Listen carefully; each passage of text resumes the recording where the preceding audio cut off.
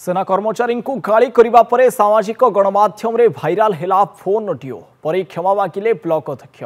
पुरी जिला काकटपुर ब्लॉक रे एभली घटना देखा मिली। देश को सुरक्षा देउथुबा सेना कर्मचारी को अशालीन मंतव्य देथिले काकटपुर ब्लॉक अध्यक्ष। यह मंतव्य सोशल मीडिया रे भाइराल हेबा परे एक्स माध्यम रे उच्च अधिकारी को तदंत पाई निर्देश आसीथिला, किंतु ब्लॉक अध्यक्ष श्रीधर नायक शनिवार एक प्रेस विज्ञप्ति करी क्षमा प्रार्थना करिसंती। अपप्रचार को बंद करा जाऊ, किंतु मु जो देश में मो जो जवान भाई मैंने अच्छा कहार पुओ हेबी कहार भाई हेबी कहार सांग हेबी, तेणु जब मन में किसी आघात आसी से मत क्षमा करदे। मुझे कौन मोर किसी खराब दृष्टि नाला कि ना मु चिन्ह ना मो भाई को मुझे चिन्ह।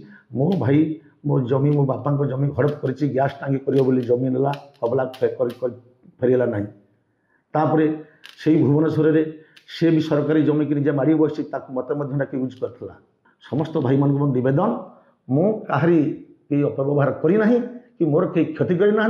जदि मो ना मोर सान भाई सेना भाई मान आयुध करी जो प्रकार मत गोटे निंदित कर मो राजनीतिक जीवन को माने क्षतिग्रस्त कर लगी निश्चय प्रशासनिक अधिकारी मैंने विचार करेंगे। जहाँ मुझे जवान भाई मानक आज चैनल मध्य कहली मत भाई कि पुओ हिसाब से क्षमा करदे।